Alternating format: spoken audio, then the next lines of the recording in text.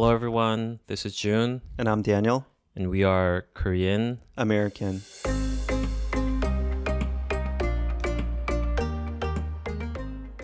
All right, June, Hey, how are you doing? it's been. I've been good. It's been 2 weeks since we met. It's been 2 weeks. Yeah, Yeah. it feels weird. It feels like a long time. Yeah. Um, so, June, this week I wanted to try something a little bit different. Mm-hmm. As we said in previous podcasts, we wanted to experiment with different formats, different contents, Yes. and obviously K-dramas and K-movies are very popular. Mm-hmm. You know I love them. Yeah. And- You love them much more than I do. I think so. Okay, I was going to get this into this later, but let's just do it. Yeah. There's a sentiment that I think watching dramas, especially like mellows and things like that, Mm-hmm. can be a little bit girly or feminine. Maybe. Is Yeah. that true in Korea too? I think it's less so in Korea, Yeah.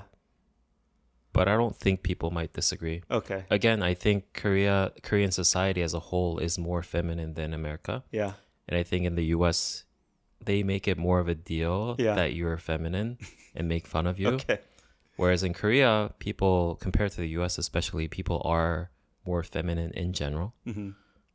I don't think Korean people would notice that Okay. because we're living in this society. Yeah. But having experience in both societies, I feel like the US is much more masculine. Okay. Yeah. But anyways, why did you bring that up? Well, I do think just even the idea of like two dudes talking about Korean drama in podcast form in the US would be like, Really? that's weird. Yeah. But I feel zero qualms about doing it. And I think it's, whatever. Would it be different if we were talking about a movie? Or A even masculine still- movie. So like action, thriller. But wait, like Squid Games, is that Yeah, considered? Squid Game would be fine. Oh, Yeah. okay. But even just two guys recording themselves talking about it, Yeah. it's like it's artsy. Oh, that's like what it's not like a manly thing to do. Yeah. And I think I would always maybe think twice, but at least be aware of it in an American context. But having lived in Korea the last 2.5 years, like I feel zero qualms. Like it's not there anymore. It's very free. I can be myself without, let's say, that toxic masculinity like lingering in the back of my mind. Yeah. Like, oh, how are other people going to think I'm too effeminate for doing this? Yeah.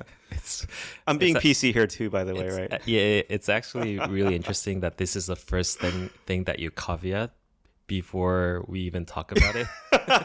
And you know that I don't care. Yeah. And I don't think our audience are gonna care either. But yeah, in Korean society would never think twice. Yeah. No. Okay. I forgot where I was going, but Korean dramas I love. Yeah. And I think a lot of times Korean Americans or just Westerners in general, their perception of Korea is what they see through media, right? And I remember a lot of times, I've alluded to this on previous episodes, just being so confused or frustrated, like, oh God, like this is so dumb, just say it, right? Yeah. Or this is such a contrived like drama they're building up. It could never happen in real life. And yet after living in Korea, I'm like, no, like Yeah. these are true to life in Korea. Really? Yeah. Oh, that's very interesting. And I think for me too, just like being able to expose and talk about this with you to get your view of whatever drama situation movie as a native Korean. And then also for our listeners to be able to hear our Yeah. conversation, I think could be interesting. Now that you say that, I feel like we should have picked a different drama. Yes. So this is to be More clear, like traditional Korean, like mellow. or I think we could go through the IMDb top 100 Korean movies, let's say, Yeah. and then work our way through that backlog. I think would be fun. That would be interesting. But for this one, I was gonna watch one anyway, so I just looked up Netflix top trending things in Korea in the U.S. So this is subtitles are available was one requirement, but basically, what might our Western audience be able to listen to Yeah. or watch? Sorry, Yeah. and hear our discussion about after. So Wait, sorry. Before we reveal what the drama is, I just want to mention also your love towards K-dramas, to the point where Daniel, you have an app that you keep My Drama List, MDL. Yeah. Shout out if you want to sponsor us. Yeah, that was next level to me. And do you remember we were at our team lunch? Yeah. And I showed one of our coworkers who was, American. And I kept scrolling and kept scrolling. And he was like, you watched all those? I know, right? I was even surprised too. I don't watch a lot of dramas myself either, but so I'm very surprised to see how like your knowledge and your experience towards K-dramas. You even watch the very like old school ones too, which is very surprising to me. Yeah, I've seen some from like the mid 2000s. And, I think it's such a tangent. I've talked about it before. When I walked out of the screening for Crazy Rich Asians, I helped support the Gold Open, buying out theaters, helping it be successful. So I got to see a very early pre-screening. Actually, I saw 2 of them. But the first time I walked out of that theater in Redwood City after having seen Crazy Rich Asians, I cried. And I just remember talking with my wife about, it was just another day for everyone else, but I was walking around downtown Redwood City and, people around me who are not Asian, I just felt more seen. Like, oh, wow, like people know me more because now we're represented and people are talking about our culture and how we live and everything on Hollywood, kind of the big screen, right? Yeah. And it was a really moving moment for me. And all this is to say, I wonder if maybe that's always been there for me. Like, I just love Korean dramas because I see myself being depicted, acted, my culture, everything. But yeah, as long as I can remember, I've loved them. I used to buy the DVD box sets for myself for like random dramas from the Korean grocery store in Sunnyvale, right in the mid 2000s. So yeah. It's very interesting because I think it's a very good contrast of how a Korean American received that movie versus a Korean. Because number one, you know that it wasn't a big deal in Korea. Crazy Rich Asians? No, it wasn't. Okay, yeah. And also, I think I've watched it. I might have probably watched it on a plane or something. Yeah. And I think this is probably a common Korean person reaction. It's like, what's the big deal? Yeah. It's just like every other movie. We'll get to it more later. Yeah. But yes, representation in media really matters. Yeah. And so it skewed my own self-perception of myself as an Asian male. Yeah. Right. And I still remember that feeling. Again, it's just being seen, being known, feeling more integrated and maybe celebrated in society. It's not a common feeling for Asian Americans. And so, I felt a lot of pride after watching that. Yeah. All that is to say, I love K-dramas. Always have. We still haven't revealed the drama. Before we do, I want to have one more caveat. Yeah. And actually, we haven't talked about this yet explicitly. Sorry, I just fear that it's going to be too anticlimactic. Hey, this was the number 2 trending show Okay. in the K-drama genre. Yeah. So, but I wanted to caveat, and I haven't asked you explicitly yet. This is not going to be a media review. Like, we're not going to just talk about what happens, the characters, reactions, right? That's a good caveat. We are just saying, okay, after watching this and while watching this drama, episode, movie, whatever, from a cultural lens, and again, from a Korean American podcast lens, where we're trying to broaden our respective perspectives, right? What stood out? What do we want to talk about? So, this is not a review of what we're about to reveal. Yes. It's just a vehicle. That drama was a vehicle for us to talk about culture, yes, and society and values and things like that. So. Yeah. In that sense, I wonder if this was the best drama that we can choose. But if we get good reactions from this video, maybe we'll do something. We'll do it one more time with a more appropriate drama. I want to do this as a recurring one. I think this will be good. Yeah. So the show that we're going to talk about today is so anticlimactic. I don't even know how to pronounce it. Gyeongseong Creature. Gyeongseong Creature. Can you say it in Korean? Gyeongseong Creature. Creature. Yeah. Episode 1. Dun dun dun. Episode 1. Yeah. Yeah. I think they in Korean, I think it's also called Gyeongseong Creature, and creature is not a word that Korean people usually use. So I think they intentionally didn't translate it to something else. Like Gamur? Yeah. This was one of my notes. Yeah. Like, come on, creature. Like, we just talked about language and anglifying Yeah. things, and But I think it's a very interesting title, especially for a show, because Gyeongseong is a very common word for Koreans, but you probably might have not heard of it. June, reading off my script. Yeah, that was going to be one of the first things I'm saying. But sorry, why do you think using the word creature instead of like the Korean word for creature, maybe 괴물, monster, is appropriate here? I think the contrast of the two words is very interesting because Gyeongseong is a very old Korean word, and Creature sounds very foreign to a Korean person. And I think it sums up the theme of the drama because it takes place in old Korea. Yeah, why don't you actually set the context now? So Gyeongseong is actually old name for Seoul of that era of Japanese dominance. Oh, okay. I think the time setting is right before Korean independence or the end of World War II. Yeah.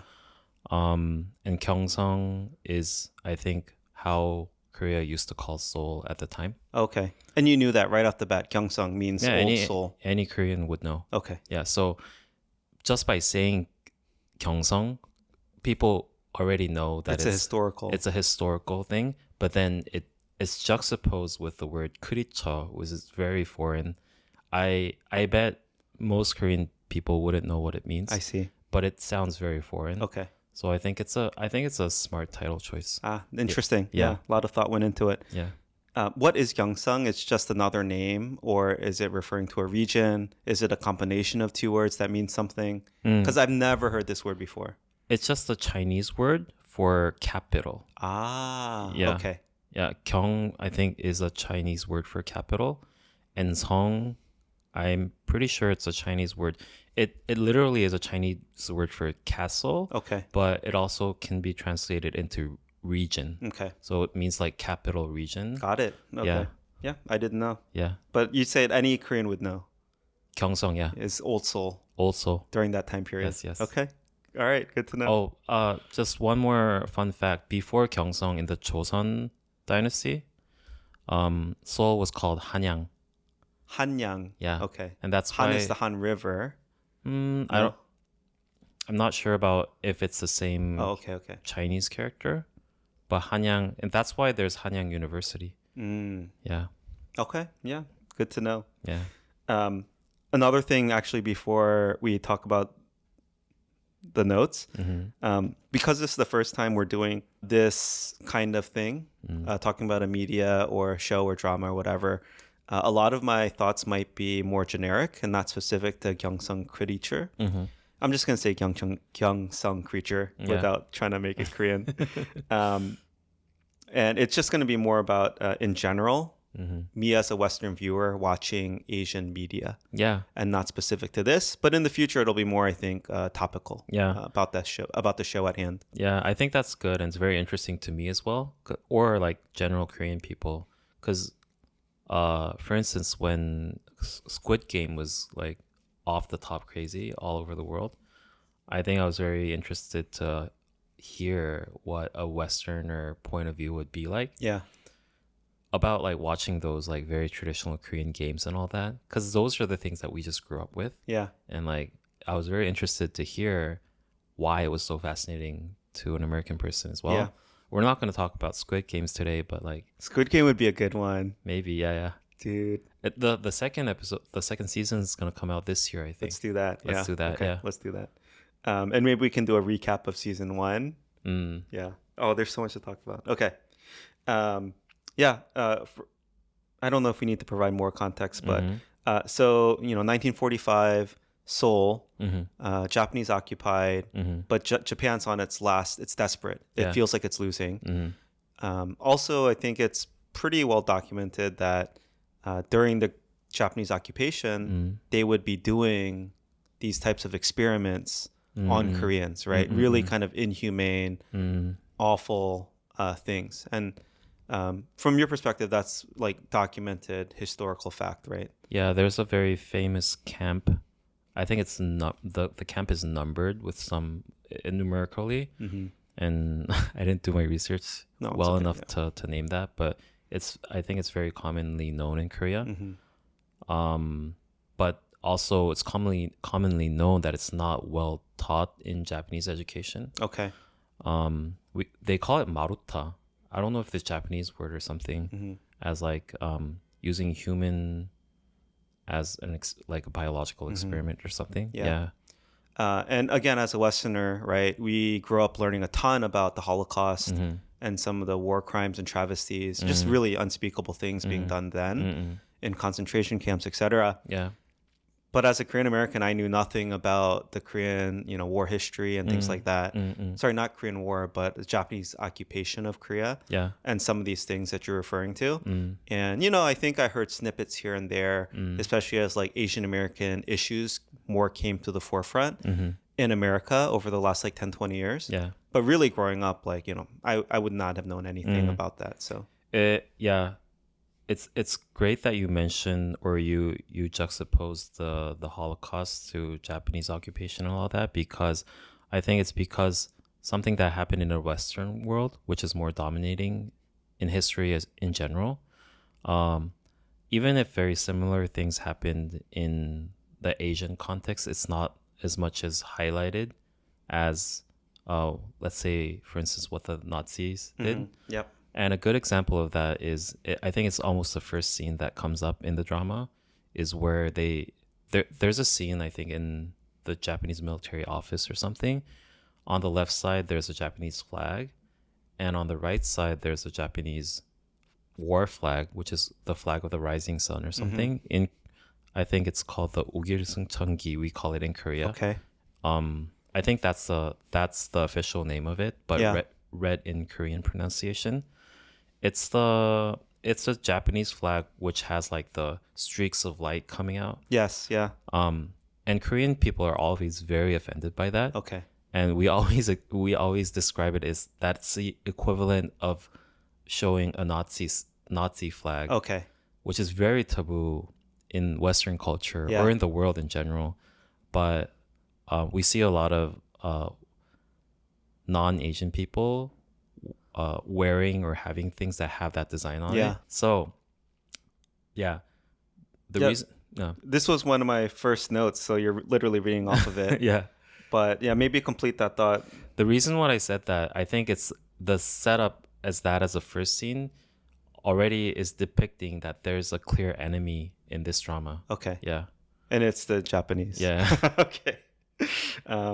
Yeah. So you already said it, but I wanted to make a further parallel. So I said that rising sun flag, it's akin to maybe the Nazi swastika, but for the American viewer, it might be like the Confederate flag, yeah, right? Like the South was supportive of slavery. They were going to separate from the North in America, in the U.S. And, it's seen also as like a sign of the old times, but definitely not as evocative. I was going to say, okay, Confederate flag, yeah, it's kind of a symbol that America would maybe not like to celebrate, but people are still flying that flag in the South. It's more like, I'm proud of my heritage, even if it wasn't perfect.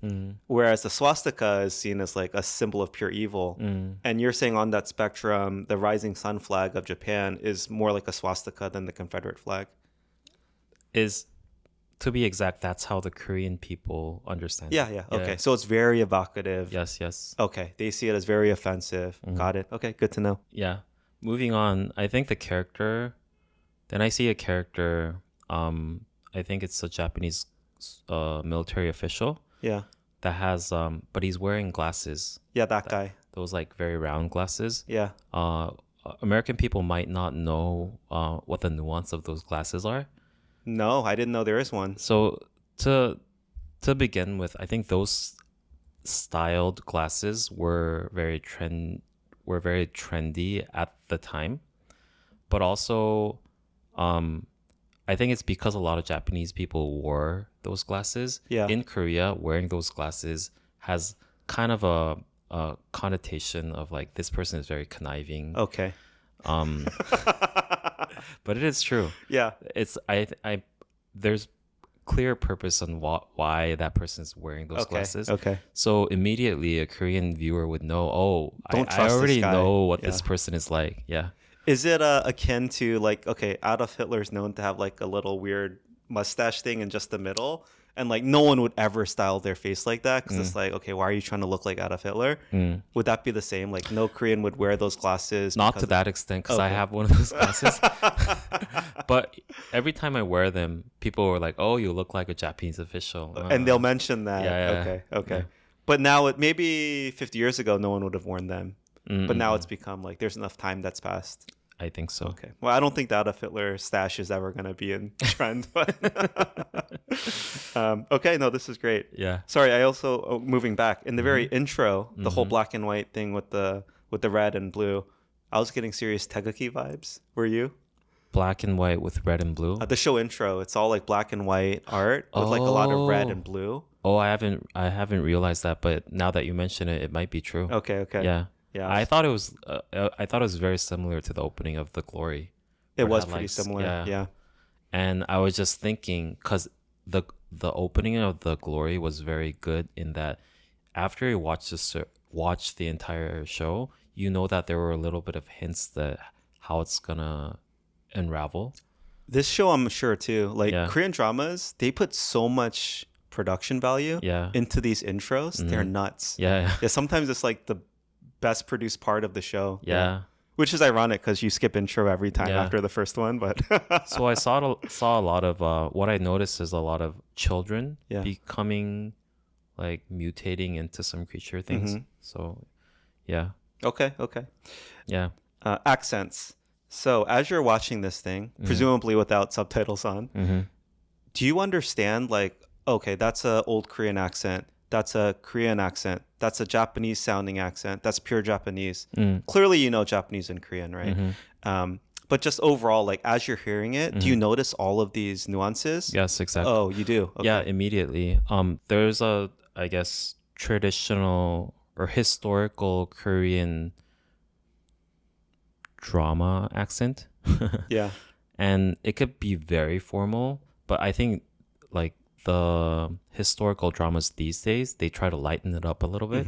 So it's a little bit of mixture of modern Korean accent and a little hint of historical accent. Okay. But it's more about I guess, the words that they say than the accent. Yeah.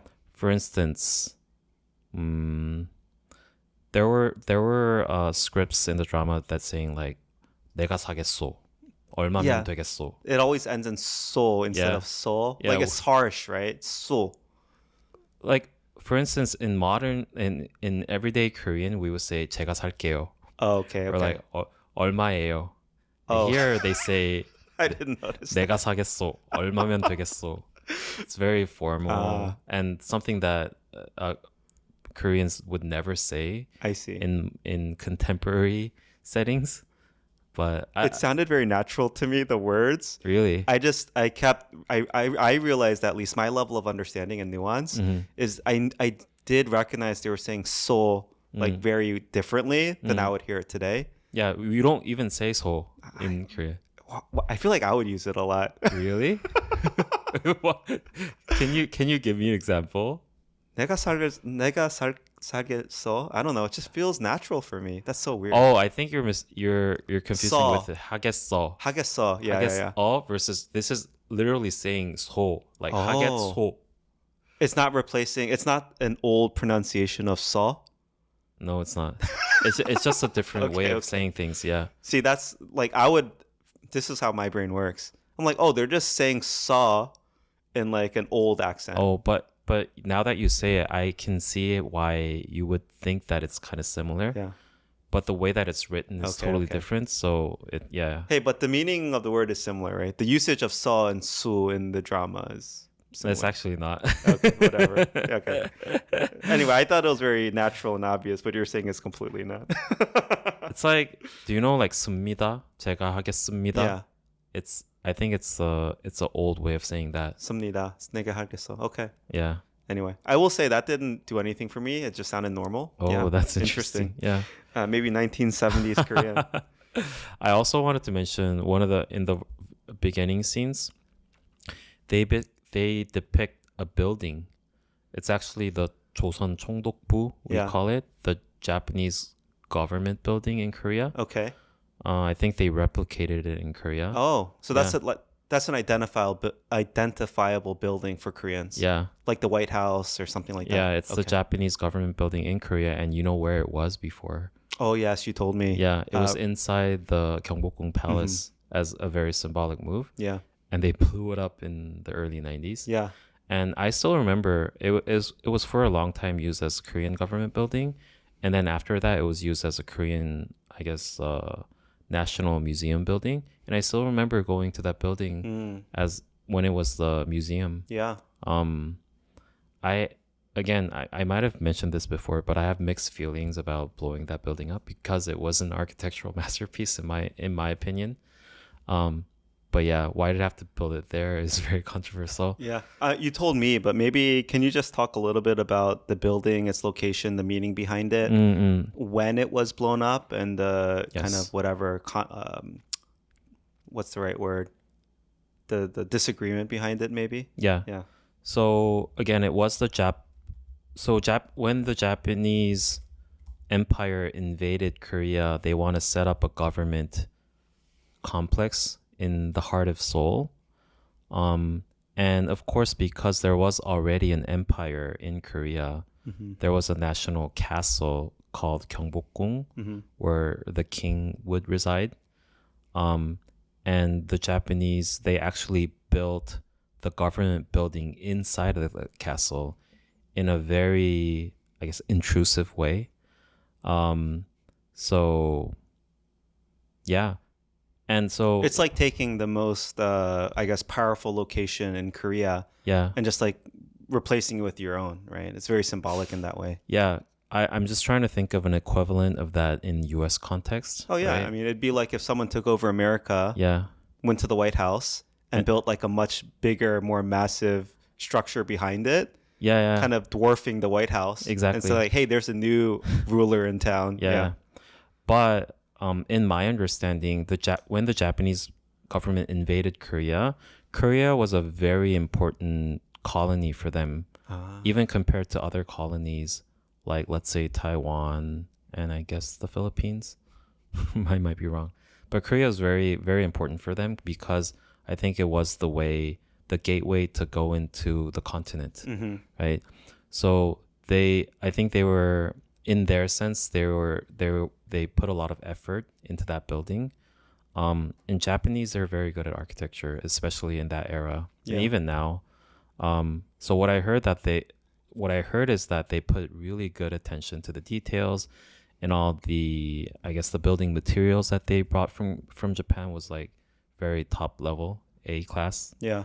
So it was actually a very, as like putting it outside of the context of history, the building itself was a very well made building, very well designed. I see. So me as an architecture background, someone has an architecture background, I have a little bit of mixed feeling about actually blowing that up. I selfishly, I would have wished that they moved the building somewhere else. Yeah. So it could be preserved. I see. And again, because the Japanese government was taking very close attention to Korea as a colony, there still are other buildings that the Japanese government built around Seoul that are still existent. I think one good one is the old Seoul Station building, which is now used as a museum, and also the Shinsegae department store building. Oh, really? Yeah. Okay. Shinsegae is that old. It's been around since Japanese occupation. No, it was a Japanese department store before that. Shinsegae was? I think it was Mitsubishi or something. Really? Yeah. Oh, okay. But they took it over and rebranded to Shinsegae. Yeah. Oh, interesting. Yeah, I want to check it out. Yeah. Those are all like architecturally very good buildings. But anyways, when it was blown up is early 90s. I think Kim Yong-sam, the president at the time, after he was elected president, he wanted to, I think that's the stance that he wanted to take with the Japanese government. Like, we're not under you anymore. And he wanted to make a very symbolic move. I see. So he actually blew it up. Man, that's crazy. Yeah. I mean, it's very relevant now, right? Like, our fellow Koreans from the north. Yeah. I think they just blew up like the friendship arch or something, Oh yes. right? As a symbol of like, hey, we're not going to be friends with you anymore, South Korea. Yeah. And in the U.S., I think recently too, in the last 10 years, there's been a huge movement to clear all the Confederacy statues Yeah. of like, celebrated people from the South because they were fighting pro-slavery, right? For South secession, etc. And again, I always have mixed feelings. Keeping that statue isn't celebrating what he believed in, but it's helping us. Like it did happen. It is history. Yeah. And right, I think one of the most dangerous things is to forget it happened because then we might repeat it. Yeah. But keeping it as a symbol, not of what they did, representing it as good, but as a reminder. And again, as more of a, what's the right word? Something to say, hey, this happened. Okay, cool. Speaking of architecture, good segue. As you're seeing the scenes and the stage for this drama, does it seem fitting to you? Like, oh, this is what Korea in 1945 would have looked like. No, not at all. I think Okay. they stylized it too much to a point where it almost looked, you know how like Western people would view what Asia would be like, kind of. You know, Okay, yeah. there's a style, right? Yes, like the yes. old Asian style. Yeah. I think it was too staged. Okay. But one thing that I really liked about the drama is its cinematography, and I think the director was very influenced by Wes Anderson. Do you know the director who Yeah, did yeah. Budapest Hotel? I think I felt very similar vibes. So And- bright colors, yeah. like, And the staging and everything was Yeah. very on point, not because it's historically accurate, but it's very, very beautiful Yeah. as a video art. Okay. But it's good for me to hear you also didn't feel like that would have been accurate. Not at all. It felt hyper modern. Yeah. Like too clean. Too clean. Yeah. Okay. It almost felt like, oh, I could live in that era. Yeah. Yeah. with no difficulty. Okay, that's good. Yeah. I did want to ask in general, though. I felt like the whole, as a Korean American, I have zero sense of Korean history. 1945 Korea for me, how my dad describes growing up, Korea was so poor, etc. Yeah. I would have thought it was like dirt roads and huts. Yeah. Like, is that how you picture 1945 Korea? Yeah. Oh, okay. So I think it was This was very far off. It was very far. I mean, to be clear, I think they were trying to depict the more lavish part of Seoul, which I think it might have existed even in the era. So I don't know what that was like. But still, like the roads and everything, it looked too clean and modern. Okay. Yeah. Okay. How about, there were cars too. Do you think there were cars in 1945 Korea? Maybe like 50 of them. In the whole country? Okay. Yeah, I don't know. Okay, this is good. So your thinking also matches mine. Yeah. Wardrobe too. Like they were wearing Western suits everywhere, right? Like was that super in style because of the Japanese influence or? Yeah, but that kind of fashion it could have been the fashion of the more educated because that's what the Japanese people wore. Yeah. So it's not completely off, but there are too many people wearing Okay, that. got Yeah. it. Okay. Understood. Yeah. Okay, so my view was not too far off from yours. On these buildings, when you see a lot of, I think it's Chinese characters, can you read them all? Or is it just like, oh, that's Chinese characters? It's more like setting the scene? Or do you actually know what it means? Some of them I might, some of them I might not. But it's also because I learned Chinese characters when I was little. Yeah. So I think I know a little bit more than an average Korean. Okay. And also my age. Yeah. Like Gen Z, I don't think a lot of Gen Z would know how to read Chinese. Okay. And I think it's just the setting to make it look old. Got it. Old Korean. Yeah. Okay. I'm always wondering when I see those, like, oh, am I missing out on something? Like it says, because I realized the signs were not translated into subtitles. Yeah. Can you imagine, even when I was little, like elementary school, we used to subscribe, of course, to a newspaper. Even up until like mid-90s, all the Chinese characters were written in Chinese characters. My dad would say that all the time. Yeah. Which I think it's like knowing how to read Latin when you're speaking learning English. Exactly. It helps, but it gives you a much richer understanding of the language. Yeah. In that sense, I think it's good. But it's I don't know. It's there are goods and bads about it. Yeah. Yeah. Okay. But also, like, you don't think knowing or not being able to understand the Hanja, the Chinese characters, is taking away much from my understanding of what's happening. In the drama? Yeah. Yeah. I want to maybe go backwards actually, but some initial thoughts and impressions. So I think the female lead is Han So-hee. Is that right? Han So-hee, yeah. She's pretty famous. She is very famous. Okay. Yeah, this is the thing. When I watch Korean or Asian media, I don't know anyone. Like, I'm bad with Asian faces, I realize, and I'm really bad with Asian names. And so even if someone said, like, oh, Han So-hee's in that, I don't know. Han So-hee means nothing to me. I don't equate it with the face. It's just, it doesn't mean anything. So when I'm watching dramas, right, and like I can tell because of the camera angle, they linger on her face, or she's like talking a lot. Oh, she's the main character. But I have no preconceived anything about her. Yeah. Like, oh, is she especially beautiful? Is she a famous actress? Yeah. What's she known for? Yeah.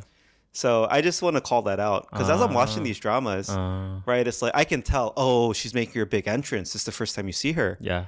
But I'm like, why are they? Who is this person? Like, oh, they must be important. Yeah. But I don't know that they're famous. And it just does something when I watch dramas. Like, if someone's known to be a good actor, good actress, it means nothing to me. It's like they're just another person on the screen. Which again, I don't like this, but as a Western viewer, that's how I watch these things. Yeah. Han So-hee, I think she has there's something. She's a symbol of beauty now.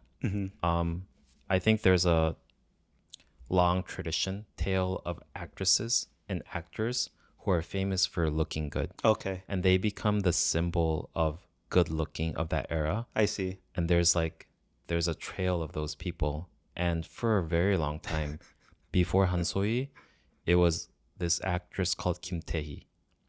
That name does sound familiar, but I could not tell you what she looks like. And I couldn't pick her out of a lineup for sure.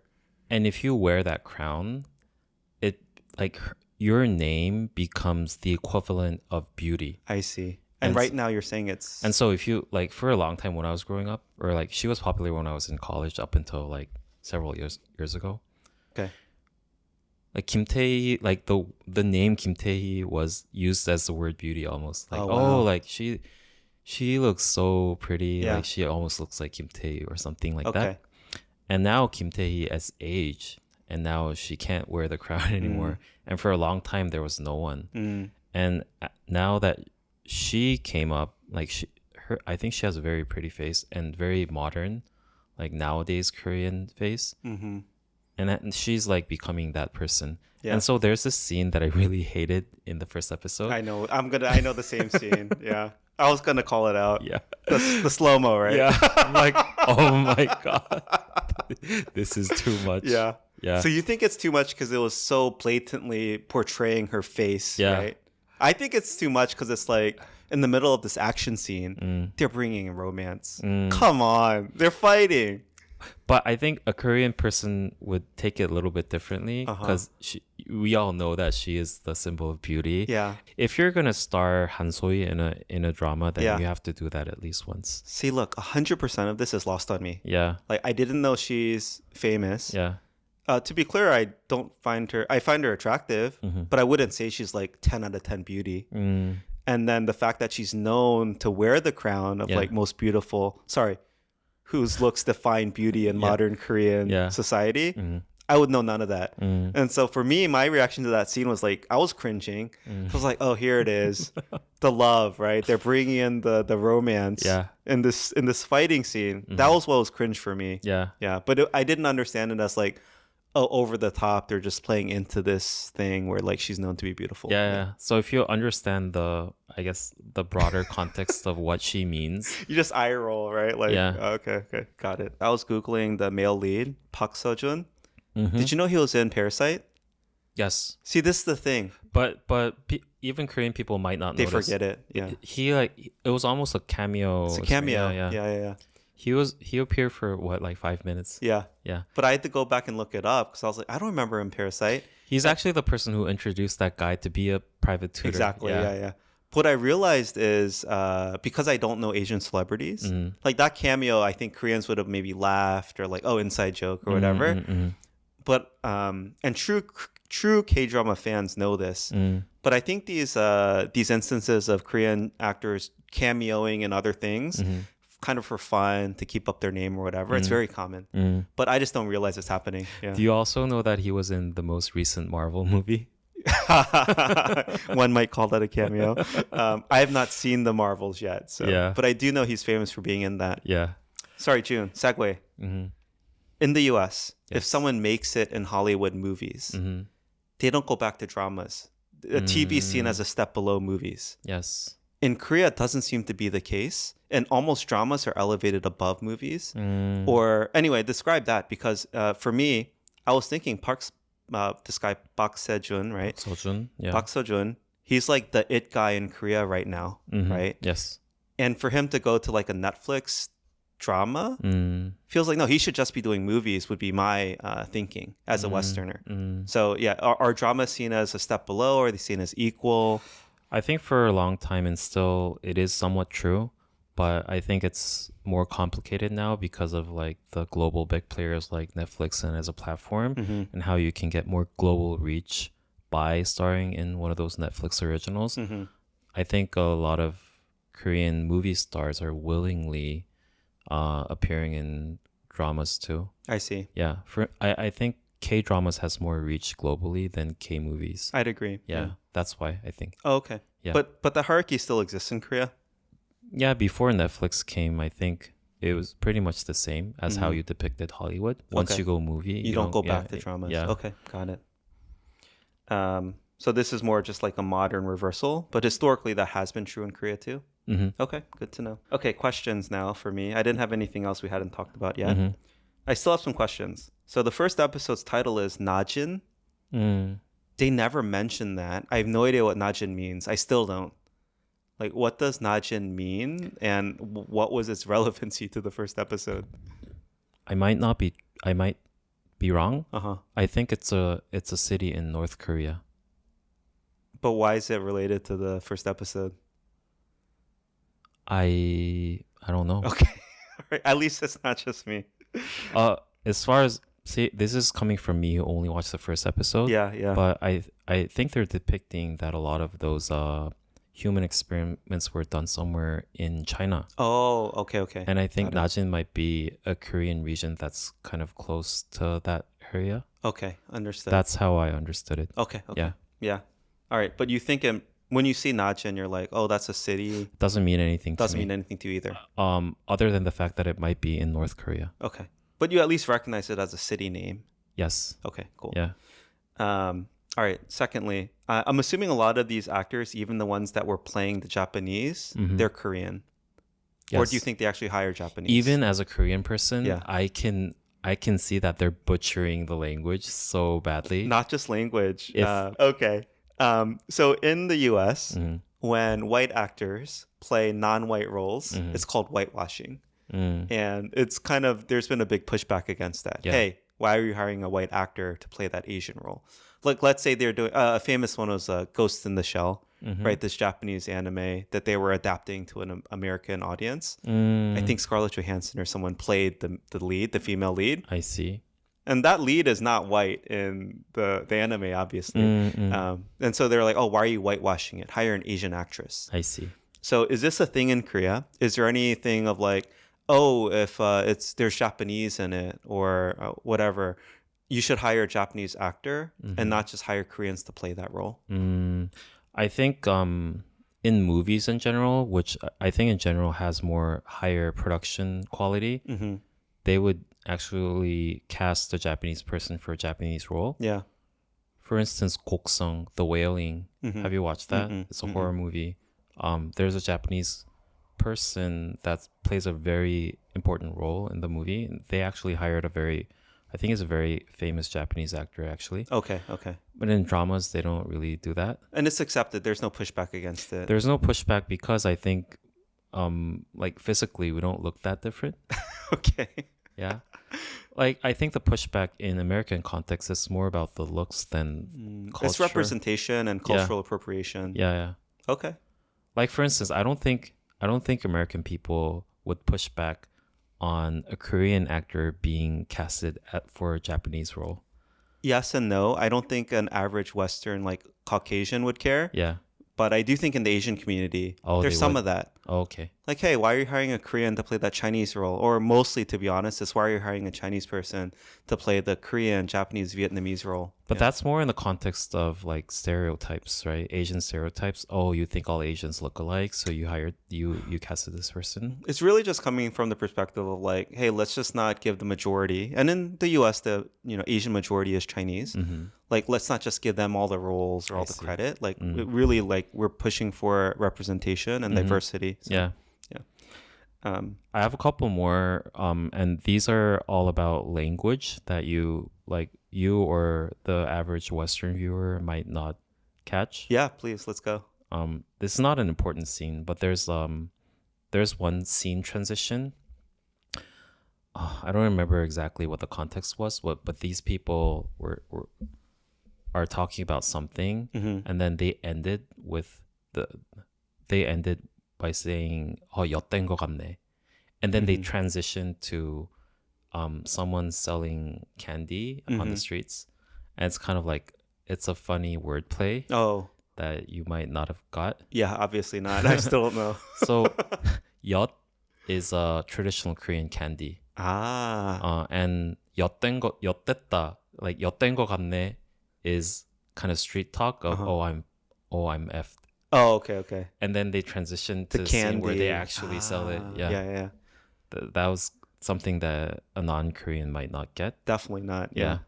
And then one other one is in the fight scene where the slow-mo happens. Yeah. There's a moment when they're conversing back and forth, and then the female lead all of a sudden says 희롱하는 것이냐.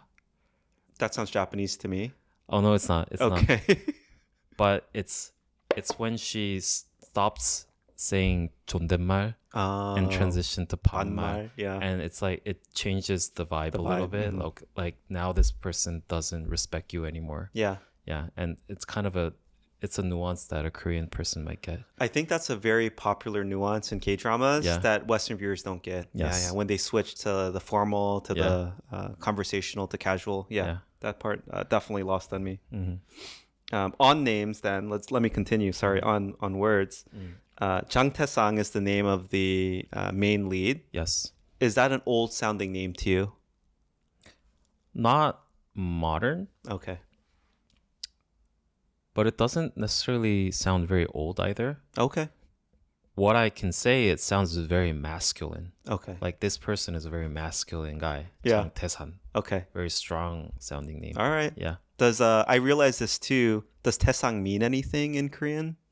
No. Okay. All right. Yeah.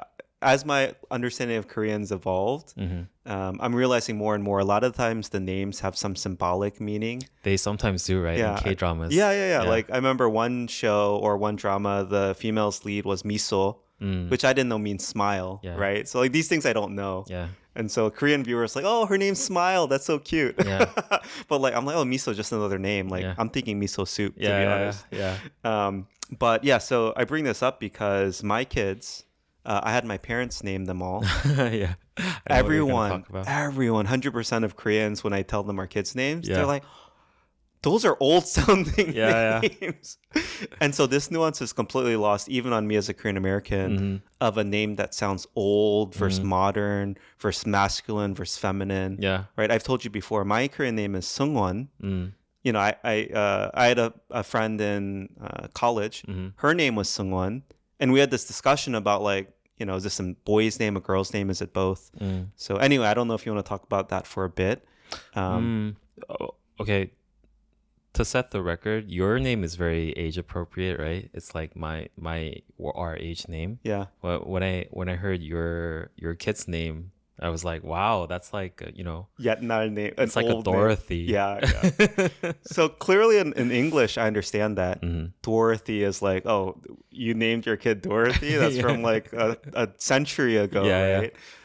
So I understand that in English, but in Korean, it's just I have no understanding. Yeah. Your kid's Korean name is, I would suspect just by listening the name, she's in her 40s or 50s. Yeah. One And- of our yeah. one of our daughter's names. hmm I was at a hospital right after my wife had given birth. Yeah. And they have the names of all the doctors. Yeah. It was right there. Our kids' names are all the names of the doctors who are in their 50s and 60s. But you know what I like about your kids' names is that, again, Korean people, when something's trendy, everyone just Yeah. don't think twice about doing the same. Yeah, And all the kids' names, they all sound very similar. they do. Yeah, Like- yeah. Like Tail. Sorini, Yeah. like they use a lot of like round sounding, I would say. See, round sounding means nothing to Like me. a lot yeah. of iungs, like aini, Yeah, Aini. harini. I would say like Jihu, Jiwan, Jihu. G something is very popular. Yeah. Yeah. And I think they try to not use a lot of pachims, like pachim. Mm-hmm. So jihu doesn't have a pachim. Uh-huh. And I think, I don't know, they all sound the same. Yeah. Like you can guess their age just by By their names. by their names. On Seungwon being a female name, I think that's kind of abnormal. Uh-huh. Seungwon, everyone would say, "Oh, your name is kind of like a boy's name." More boyish. Yeah, yeah. But I heard it somewhere in the middle. People aren't shocked that it was given to a girl. It's not complete shock, Yeah. but still, I think it's more like 70% boy's name. Yeah. Yeah. Anyway, I'm just saying, I think Koreans really, they always have thoughts on someone's name. Mm-hmm. Whereas in America, I don't know. You just don't think twice. Oh, that's their name. Yeah. But Koreans always 100%. Mm, Oh, that's an old name. Yeah. That's interesting. You gave them an old name. yeah. It's because Koreans differentiate people by their names and not their surnames. Yeah. Whereas I see. in I see. America, Yeah. someone would say like, "Oh, you're a Kennedy." Yeah. You know what I mean? I get it. I Yeah. get it.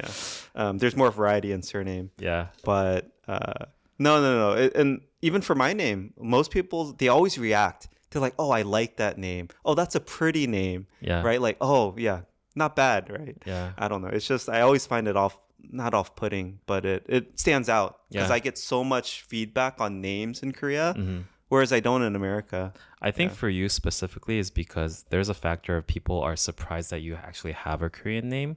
Oh. So they feel like you have to comment on it. Oh, but you're actually, to be clear, your name is quite generic. That's what you told me. Yeah.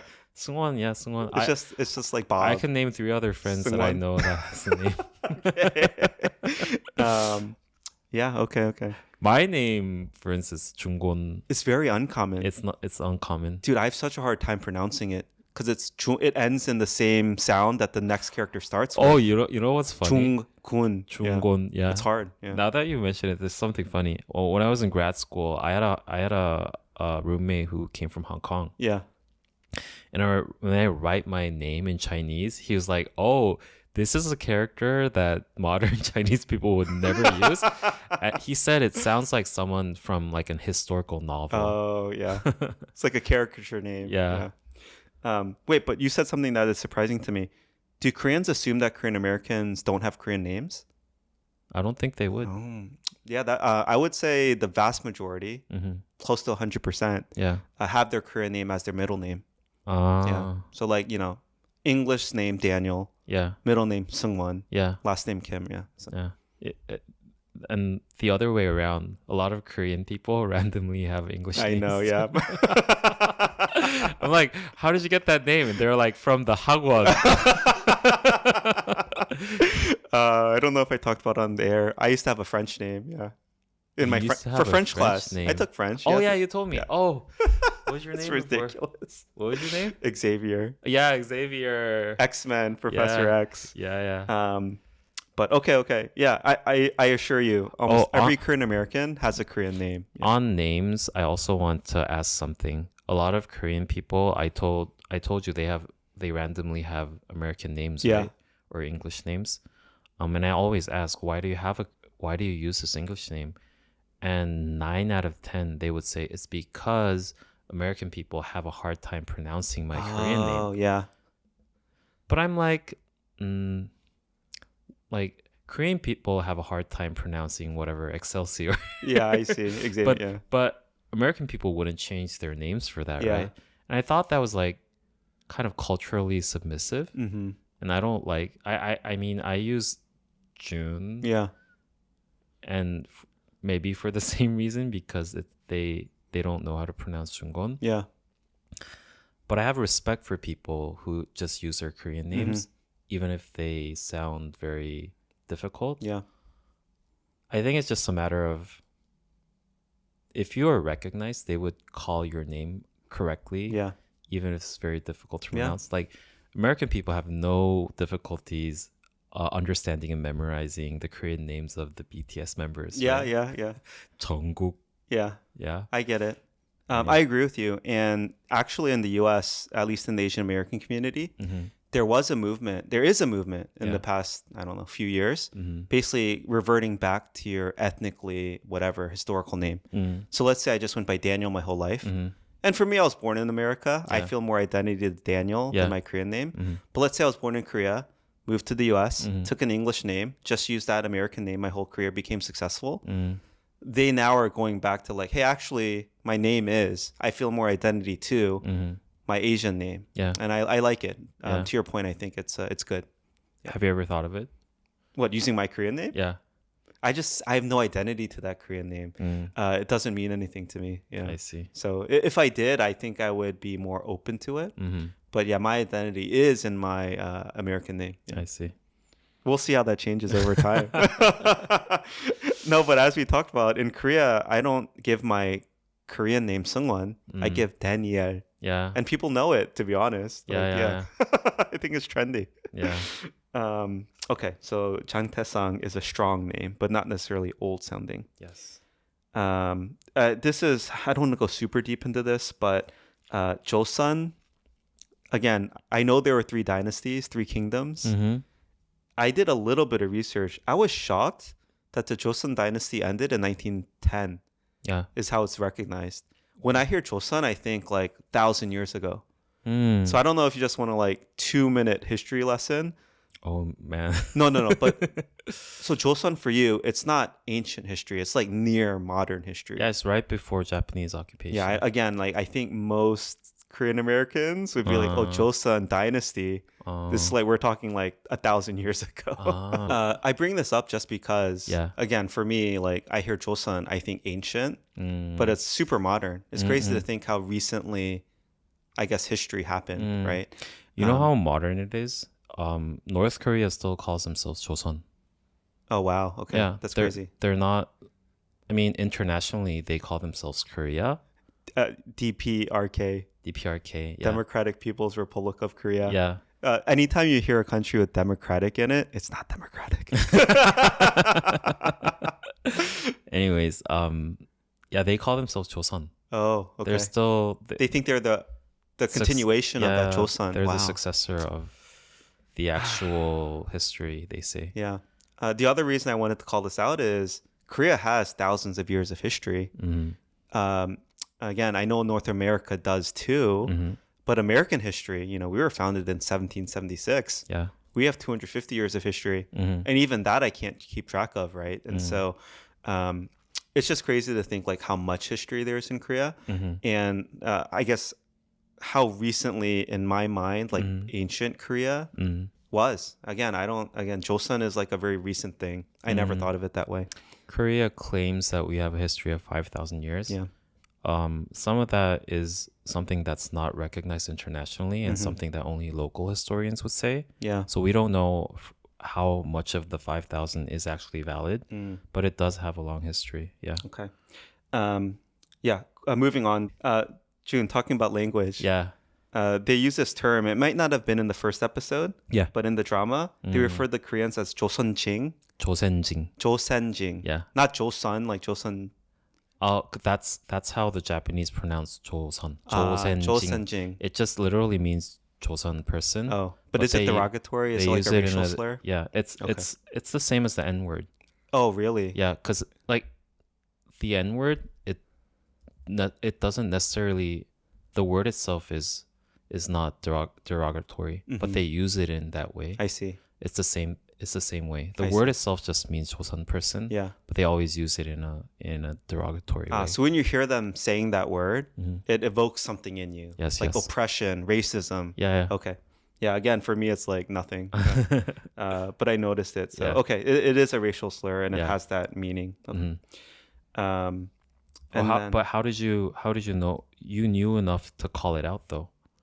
they kept using it and Oh, I it was see. used that way. And I was just curious, like, Ah. how bad is that? Yeah. I see. So if like a modern, let's say Japanese person came up to you and called you a Joseonjing, It's the same you'd as fight. a white person It'd be calling a it's black that bad. Yeah. Oh, okay, wow. But okay, in the U.S., like it's really used sparingly. Like even the N word, it's Yeah. so off-putting for people to hear. Mm-hmm. It's used only for like historical accuracy. It's like that bad to say. Yes. Joseonjing must not be that bad because it's being used in this, let's say, Netflix drama that's like not meant to be historically accurate, right? But like let's say in the movie 12 Years of Slavery, They would use it, yeah. Yeah, so it's because it's historical. But that's supposed to have this feeling of like the drama's supposed to be about oppression. Like we said, this drama is just taking place in that time period. It's just like a fun action thriller. Oh, in that sense. You know what I mean? Like, yeah. if it really is as bad as the N word, I think as a Korean viewer, I might find it weird that they're using it here.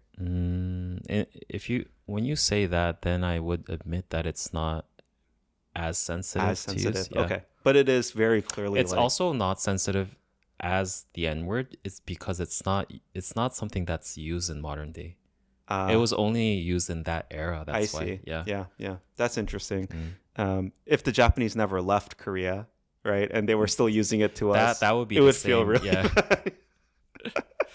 All right. Cool. So yeah, the whole. Why do I have Joseonjuk then? 조선족. What is that? It's again. I don't even know where that is in my mind. It's the Chinese tribe that this came came from up. Okay, Korea. okay. Yeah. They use Korean. So So a lot of them come to Korea to work. So it's ethnic Koreans living in China. Yes. Born in China. Yeah. Sorry, this is very specific. I don't know if it's worth it. Around the middle of, I guess, 29-minute mark, he says this thing like, "아주 good 생각이네." And are they using good as in good? And for me, it was like, you know what we talk about? Like, why are you putting in English words and transliterating it? But we might need to go back and look at it. Does he actually say that? Yeah. 아주 good 생각이네. If they said that, I think they're trying to depict the more modern, educated person of the time who tries to use English. But it's such an anachronism. Like, there's no way in the 40s Korea was substituting Korean words for English. Maybe they were. Sometimes they did, because because if you see like newspapers of the time or like magazines, they sometimes do that in a very odd way. You think even back then? Yeah. In the 40s? Like the educated, Wow. like high elite. And so if that's true, that's really fascinating for me. Like this, the idea of taking and replacing a perfectly good Korean word with an English word and transliterating it into Korean, it's as old as Korea itself. Yeah. I don't know if they actually use like words like that, like kud. Yeah. But if they, I mean, every script has an intention, Got right? it. Yeah. They're trying to depict that he's like highly Elite. educated. Okay. Yeah. Cool. Let's see. Yeah, we already talked about it being beneath them. Oh, I have another one that you might not have got. Yeah. You know the scene where Han Soi, the leading actress, is trying to get like the motorcycle with the sidekick? Yeah. And she tries to pay for that. I think this is a used things store, right? And Pawn shop. Yeah, she's trying to buy it with Chinese money or something. And the store owner is refusing to receive Chinese money, and he says 중국 돈은 안 받는다 해. Oh, yeah. And that's like putting 해 at the end of every Korean word. It's just like Korean joke of I'm trying to speak Chinese. Okay. I don't know why. I think it's But that's the thing. I think it's more Hong Kong Chinese. Oh, there's a word for it. Yeah, but you just end every... Cantonese. I'm so ignorant. Oh, I knew that. Yeah, but you end Cantonese. every sentence with hey. Yeah, it's like Okay. 안녕하세요 Hey. 해. I don't know why. Because in 여보세요, 해. a Korean person when they see a Cantonese person speaking Cantonese, it sounds like that. So they make fun of like, oh, something he, and I think they're trying to make it into a joke. Got like, it. 중국 Okay. 돈은 안 받는다 해. 해, Like yeah. I don't receive Chinese money 해. Yeah. Like I'm talking to you because you have Chinese money in Yeah, this way. yeah. Got it. Yeah. These things would 100% be lost on me. Okay. I think that's all my notes from this. But yeah, overall, like, did you enjoy it? Are you going to keep watching it? I think it would be interesting because two stories are going in parallel, right? The thing that Park Seo-joon is trying to do, finding this person, whoever, Yeah. and then the thing that's happening in Japanese military, right? Mm-hmm. And then I think it's gonna become interesting when these two merge. But before that, I think it failed to catch you. Yeah. my attraction. Was it too... So my wife thought it was too cringy. Like that slow-mo romance scene was too much. Yes. Like even my wife, who's more like me and understanding cultural nuance, she was like, the accents are too bad. Like I just can't stand it. The accents. Yeah, like the Chinese the Korean accents, the Japanese accents, the old school like that's dialect interesting. accent. It's like it just sounds like Daniel Day Kim and Lost everywhere. That wasn't a distraction. Oh, as much interesting. as you. Yeah, for your you, wife. it wasn't Yeah. a distraction. Well, it was just the storyline and everything. Yeah. Okay. I'm going to keep watching it, mostly because it's a pretty star-studded cast, right? I don't know. I feel like it's crazy. I want to support, K content, K dramas on Netflix.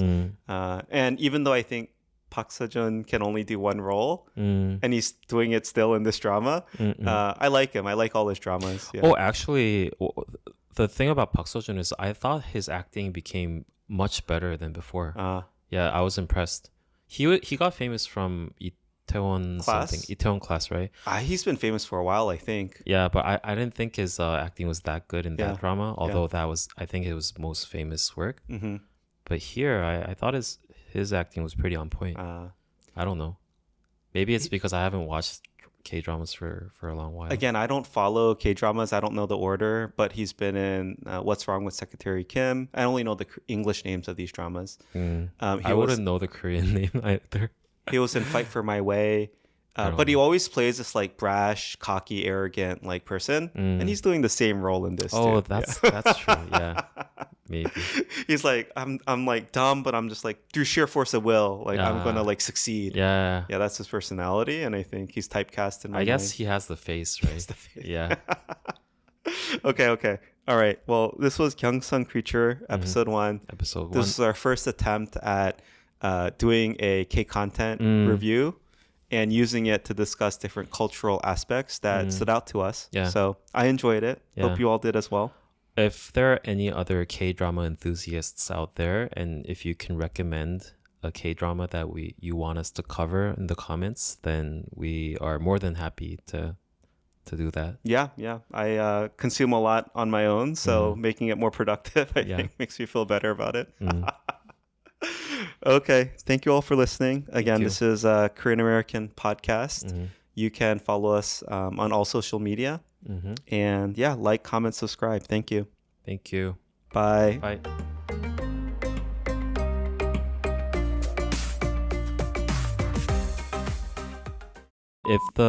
If Japanese people actually watched the movie, they would laugh. It would be the equivalent of me watching Lost. Yeah. You know what? Yeah. 꽈찌쭈.